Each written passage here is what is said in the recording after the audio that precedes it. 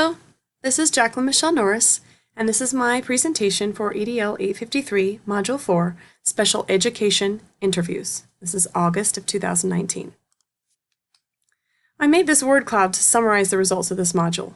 Support was the clear winner in responses from all professionals who were able to respond.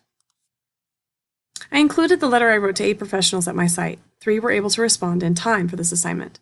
I included this letter in the module because I feel writing a professional letter to colleagues is a strength. However, I could have been clearer.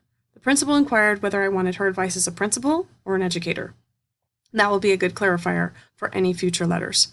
It was very meaningful to me that my new principal was not only the first to respond, she also hand-wrote her responses and had them in my mailbox the next day. I will aspire to do the same should I be in a similar position one day. Dear professionals, currently I am enrolled in future administrator education classes and have been asked to interview specific professionals with regards to your thoughts on special education and wondering if you are able to help. I will need to have your answers by Saturday, August 31st. If you are unable, I understand. However, if you are able to answer my interview questions, I thank you in advance for your valued time. If you please, what are your thoughts regarding child find procedures? It's interesting to note here that I again had to look up what child find procedures even were. I had an idea, however, that term was unknown to me. It is wonderful to note that both the special education teacher and the administrator both narrowed in on preschool-aged children and how early detection is paramount. The paraprofessional, who is a speech pathologist, gave a very detailed account of the process and narrowed this service down to placement in preschool or services localized to a specific school zone.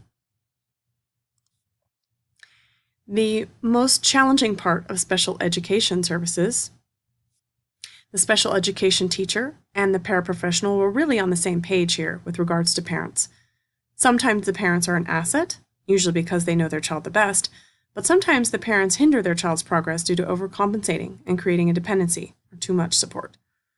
The administrator's response reflected how important ongoing, regular communication is in the world of special education.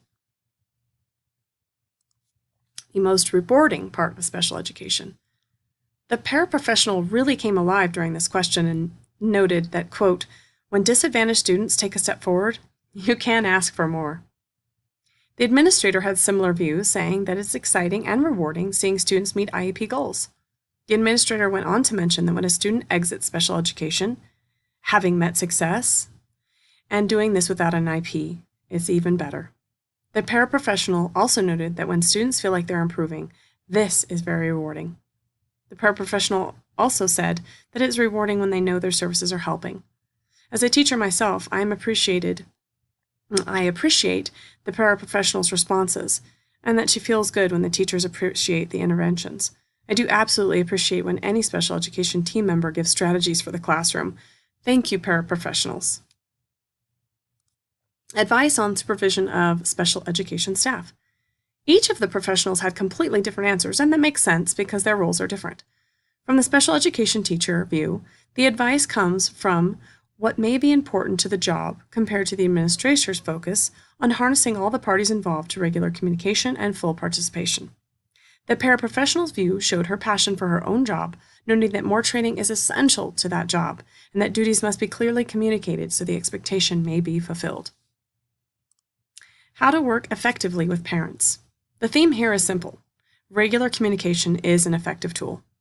The paraprofessional went on to note that parents' concerns must be acknowledged, and the encouragement of the idea that the parents are their child's best advocate as they are with the child the most. How to work with regular education teachers. Even though not everyone voiced the same message as the administrator, mainly that regular education teacher has the responsibility of the child, they all did mention that the regular education teachers needed to be provided strategies to do their jobs efficiently. Again, I applaud the paraprofessional who wants to tie curriculum into any therapy. In a previous module, I noted that the teacher could, or should, be the one to initiate this review of the material, and this is the paraprofessional who taught me that. Advice for a first-year administrator. This question had a fascinating response from each of the advice givers. The paraprofessional in the trenches simply wants support. The administrator says asking questions is the most valued advice, and the special education teacher says ask for help. In a nutshell, a new administrator may be unsure, but they must offer their support and ask for help and information to supply that support. The role of a special education teacher and building leader. This tie-in from the response really hit home. Short and succinct answers from all. Support and communication. Characteristics in aspiring administrator. All three responses noted how important it is to know the individual student.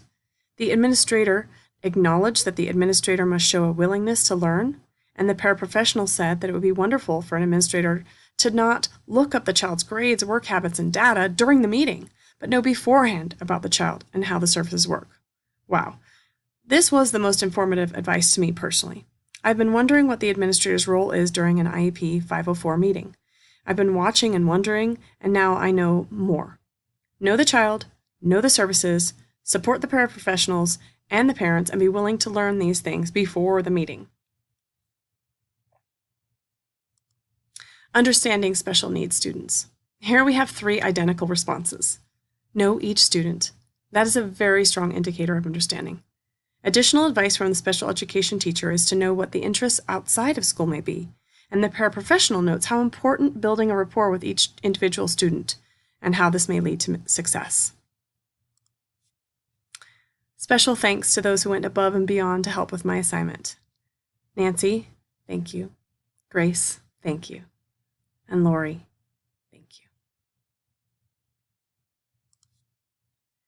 This picture touched my heart. This youth believes in self. Every person involved in this life should support that and remember that feeling of belief in oneself is a superpower.